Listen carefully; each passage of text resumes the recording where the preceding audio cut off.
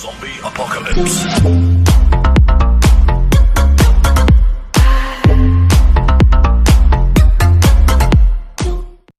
Kumusta mga soke? May pagawa na namang ref sa atin dito. Natusok nila. Single door. Ito, nasa may likuran ko. Honduras. Tignan natin kung ano yung natusok nila, kung saang parte.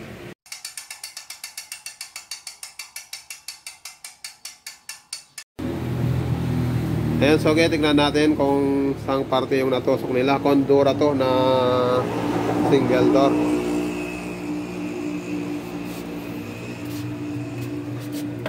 Ito, dito banda yung natusok nila. Sinubukang lagyan ng pandikit, tinapalan. Kala nila lalamig pa pag sinaksak. Kasi pag ganyan, kahit lagyan mo ng tapal yan, saksak mo ulit, hindi na talaga lalamig yan. Pag nagkataon, masisira pa yung compressor. Masisira yung pinaka-valve niya. Hindi na siya magbubuga ng freon gas. Pag nagkaganon, obligado, papalitan din ng bagong compressor. Malaki na yung gastos.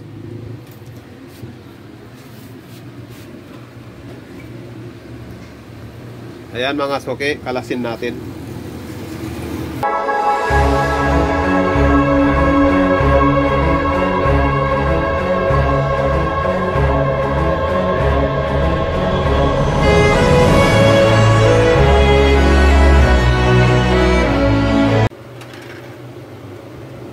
Ayan mga soke, natanggal na natin yung evaporator nya. Pinutol natin yung pinaka-suction nya, saka yung sa may capillary choke. Papalitan natin ng panibago yan mga soke.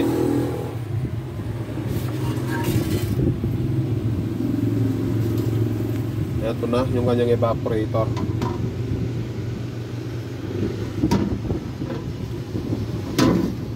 Recoil na natin. Yan mga soke, alisin natin itong dalawang tubo na to para hindi sila nakaharang mamaya sa dadaanan ng mga tubong ilalagay natin na panibago. Puputulin natin itong mga to. Ayan mga soke, ang gagamitin natin magre-recoil. Riveter, barena, capillary tube. Papalit tayo ng bagong filter dryer, copper tube. Ang ipit natin sa copper tube, mga aluminum na Stoko 516 na blind rivets. Tapos yung panghihinang natin na silver rod. Simulan na natin mga soke.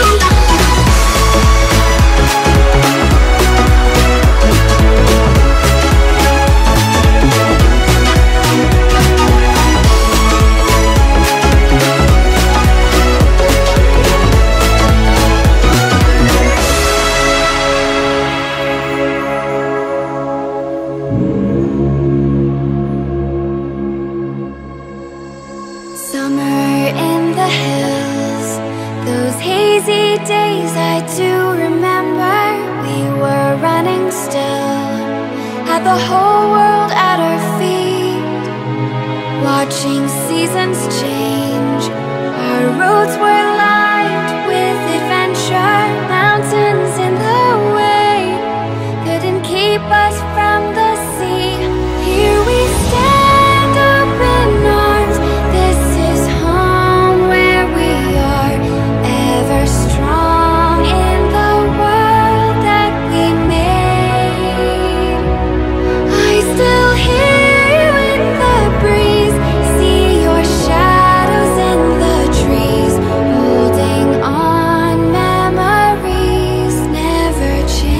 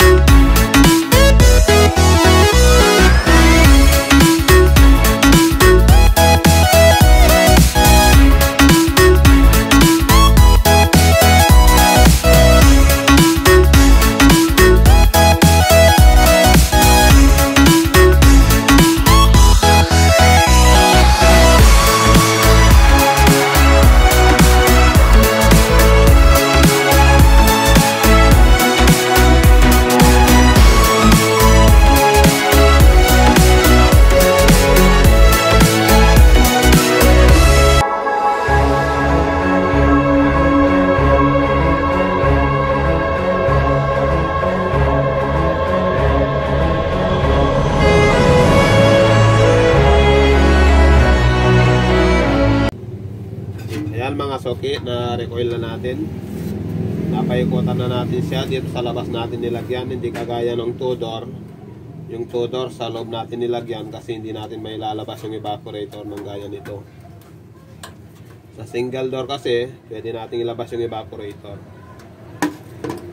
Dito natin ihinangin yung capillary tube.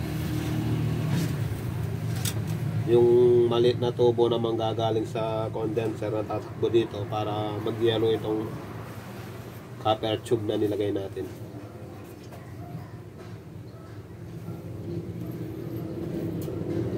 Ito mga soke, yung capillary tube na ilalagay natin dito.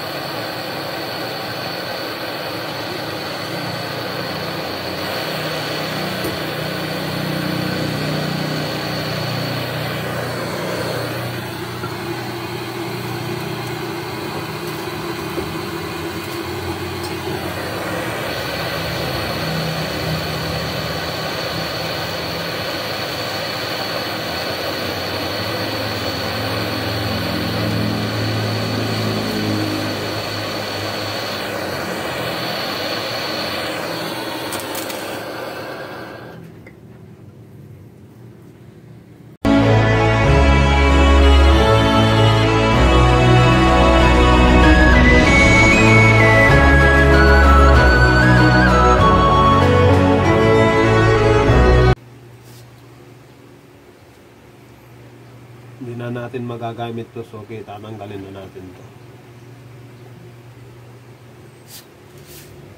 Dito na tayo maglalagay ng butas na lalabasan ng tubo na mga nilagay natin. Bubutasan natin dito, tatanggalin natin ang mga ito. Hindi na natin magagamit para hindi siya nakaharap.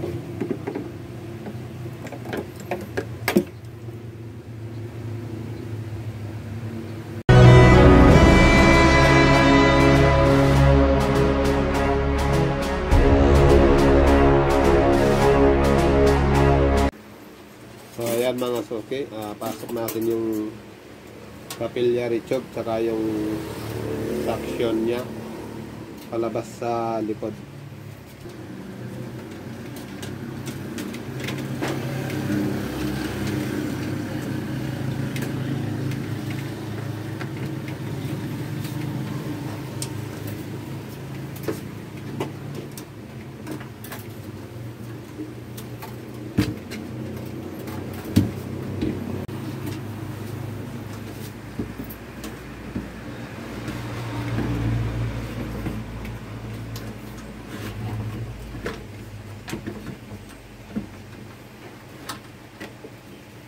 Ayan mga suki, na ilagay na natin. Ilagay muna natin yung pinaka harap niya para wait, tornilyo na natin. May fix na natin siya.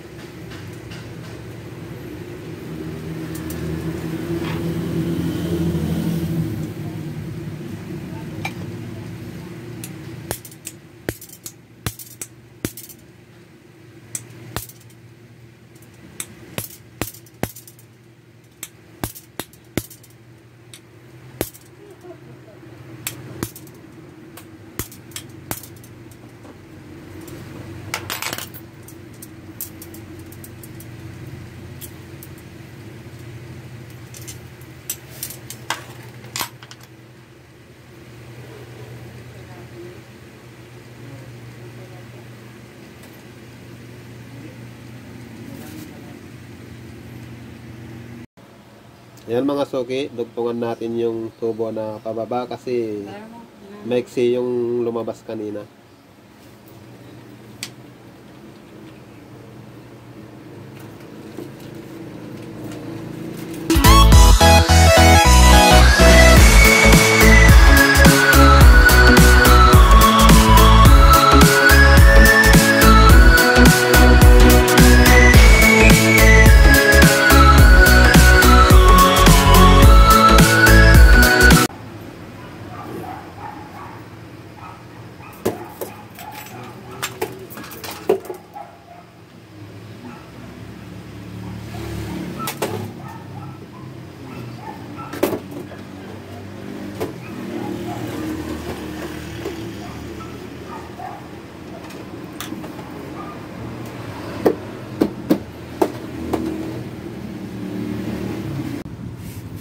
Yan mga suki, ito na yung tubo na binaba natin kanina, yung dinugtungan natin.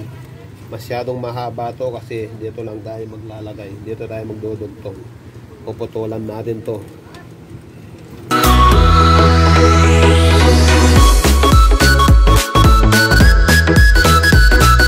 Yan, naputol na.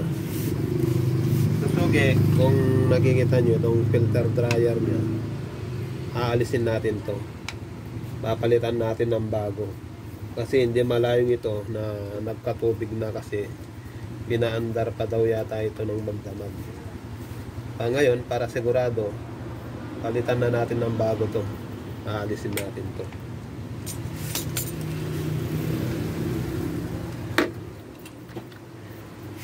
Ito namang maliit na tubo na to, yung capillary tube, ito na yung kapalit niya. Ito na yung kapalit niya, yung bago. Tatanggalin na rin natin to. Hindi na rin magagamit to. Tapos ito naman, yung tubo na to. Ito naman ang magiging kapalit niya. Aalisin na rin natin to. Hindi na natin magagamit to para hindi na nakaharang dito.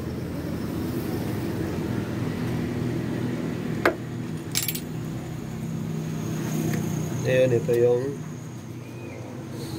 sa may bomba niya para umikot yung freon, kasi ito yung condensing unit. Yung condensing unit yung umiinit dito sa labas.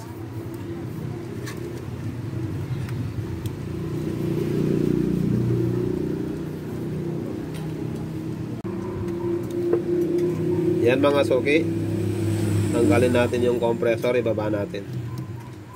Tignan natin kung nakahigop ba ng tubig o hindi.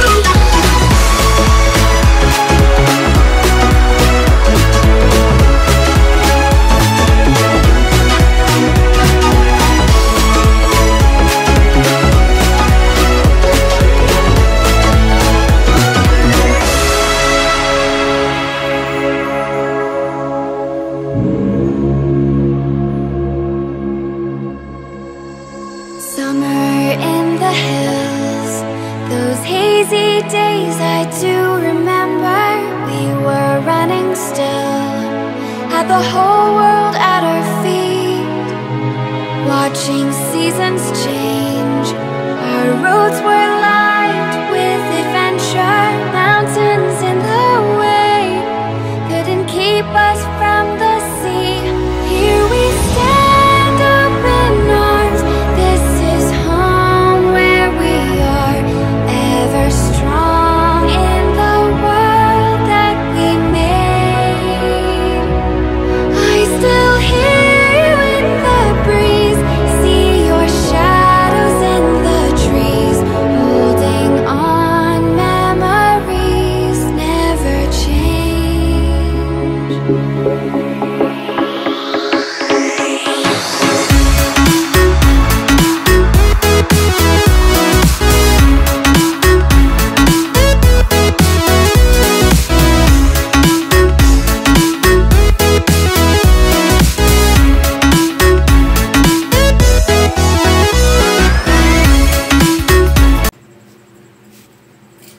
Yan mga suki, i-flashing natin yung condensing unit nya. Tingnan natin kung may lalabas na langis.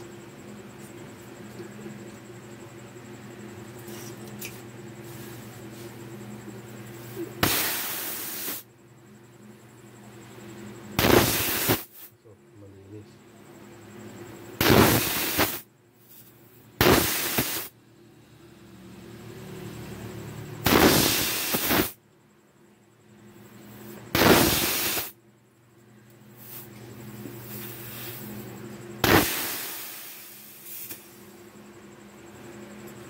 Wala siyang langis, di siya nakahigop. Buti na lang, kundi sana mahihirapan tayo mag-flashing.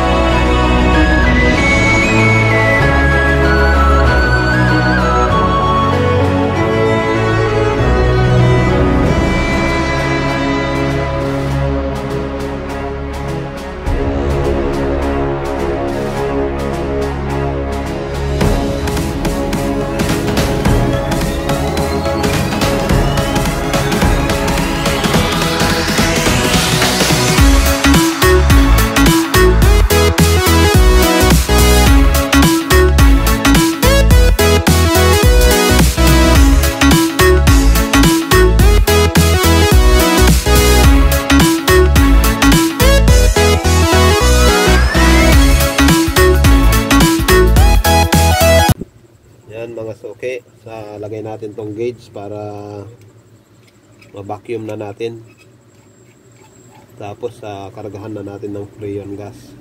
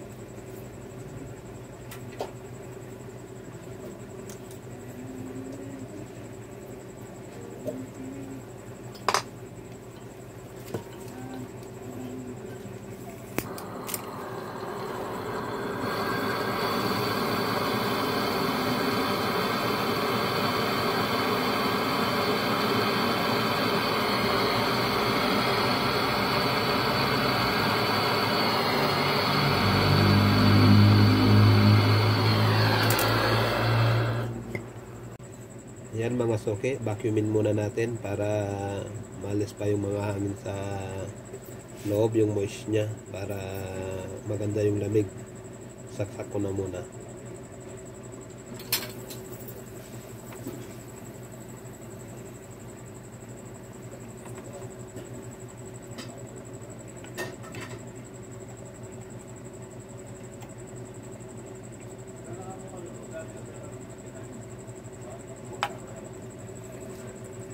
Vacuumin muna natin ng kalahating oras. Balikan natin mamaya para kargahan na ng freon gas. Ayan, natapos na nating vacuumin mga suki. Charging freon na tayo.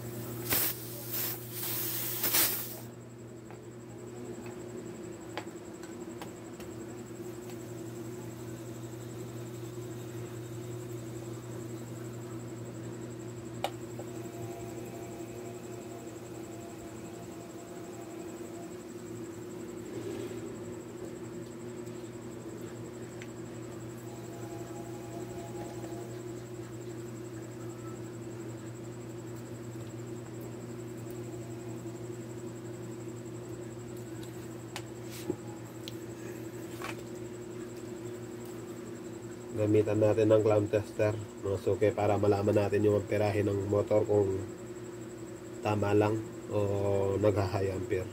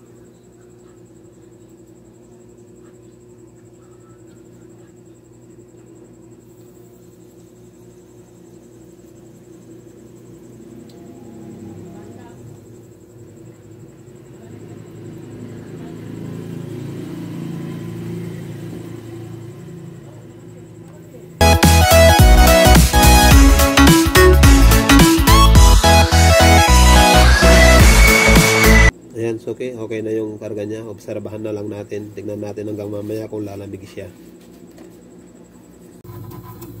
Ayan mga suki, nagsisimula na mag-yelo. Nasa 3 tubo na. Doon wala pang yelo banda ron. Sa huling 2. Pero itong 3, kung mapapansin nyo, yan medyo maputi na, nagyayelo na. Obserbahan pa natin hanggang mamayang konti mga suki. Ayan mga suki, yung ginawa natin, yung mga blind rivets na nakalitaw sa loob. Pero yung mga tubo niya nasa labas na, mas matibay na. Ayan. Yung limang tubo. Ayan, nagyelo na mga suki. Ayan, nagyayelo na. Saglit pa lang yan. Wala pa siyang kalahating oras.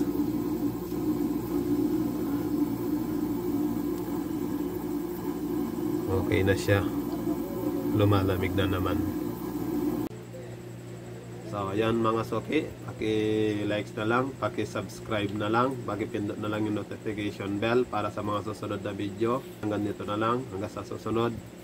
Maraming salamat.